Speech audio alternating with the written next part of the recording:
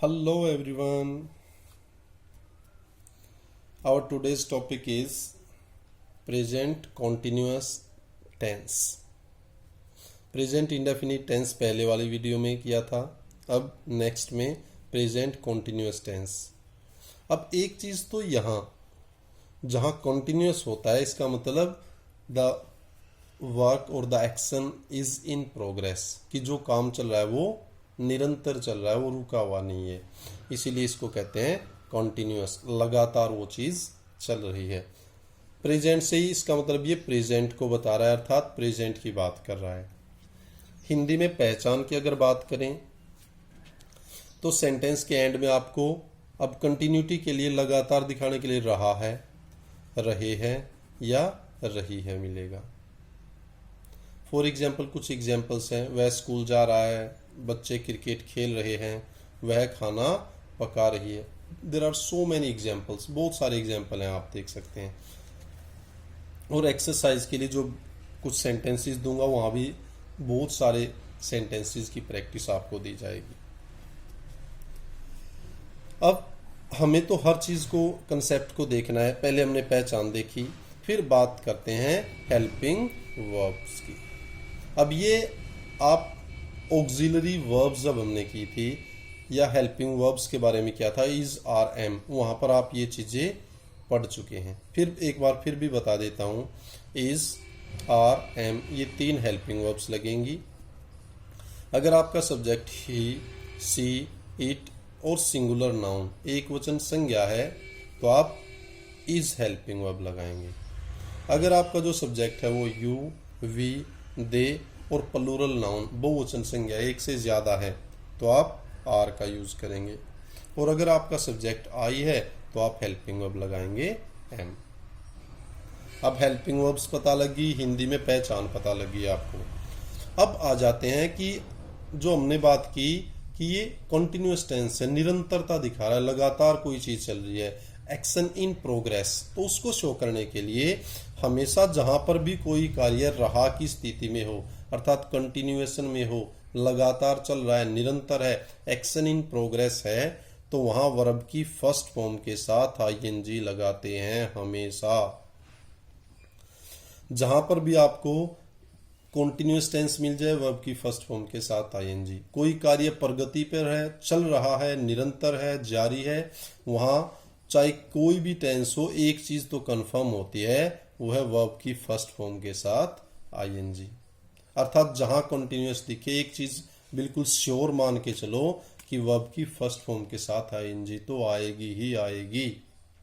बस helping verbs और देखनी है आपको, इजी टास्क है। अब और सेंटेंसेस की तरह बात करते हैं। अब इसमें भी सिंपल सेंटेंस जिसके अंदर ना नेगेटिव होता ना इंटेरोगेटिव, तो उसमें क्या फॉर्मेशन बनेगी।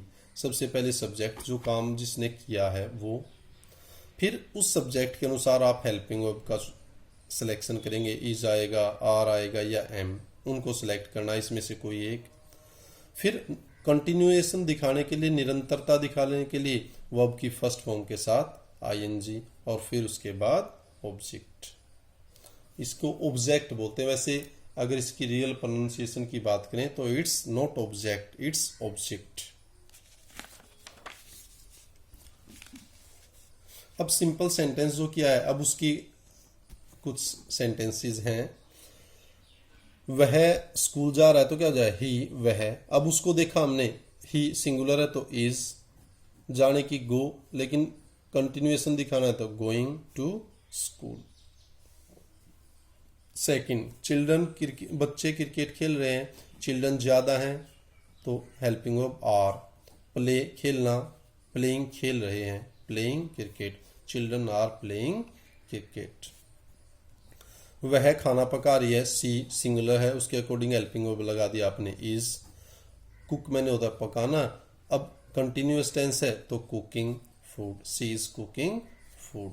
अब सेकंड टाइप कर लेते हैं नेगेटिव सेंटेंसेस, ना वाले, नकारात्मक सेंटेंस जिसके अंदर नोट का प्रयोग होता है। अब इसमें ये भी बिल्कुल इजी, जब आपको सिंपल सेंटेंस आ जाता है, हेल्पिंग वर्ब का पता लग जाता है, कौन सी फॉर्म लगनी है वो पता लग जाता है, ये कंफर्म हो जाता है तो आगे काम और ज़्यादा आसान हो जाता है। सबसे पहले सब्जेक्ट, फिर helping verb is, are, am. Negative बनाना है नोट, वर्ब की फर्स्ट फॉर्म के साथ आईएनजी और फिर ऑब्जेक्ट।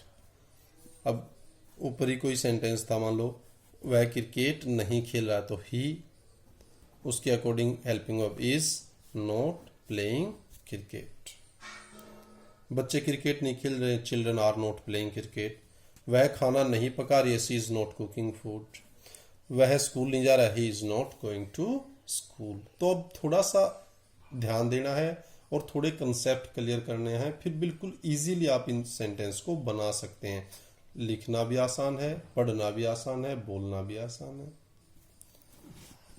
फिर सेंटेंस आता है इंटेरोगेटिव सेंटेंसेस, क्या वाले, प्रश्नवाचक वाक्य। अब इंटेरोगेटिव सेंटेंस में अब आप बहुत सारे एग्जांपल्स देख चुके हैं। हेल्पिंग वर्ब फर्स्ट, वो सब्जेक्ट देखना है, उसके अकॉर्डिंग हेल्पिंग वर्ब लगा देंगे। फिर सब्जेक्ट, फिर वर्ब की फर्स्ट फॉर्म के साथ आईएनजी और फिर ऑब्जेक्ट। अब यही बन जाए तो इसमें क्या करेंगे, पहले इज ही प्लेइंग क्रिकेट, क्या बच्चे खेल रहे हैं, आर चिल्ड्रन प्लेइंग क्रिकेट। क्या वह स्कूल जा रहा है, is he going to school. क्या वह खाना पका रही है, इज शी कुकिंग फूड। अब फोर्थ टाइप का जो है वो होता है नेगेटिव प्लस इंटेरोगेटिव, अर्थात नेगेटिव सेंटेंस भी और इंटेरोगेटिव भी।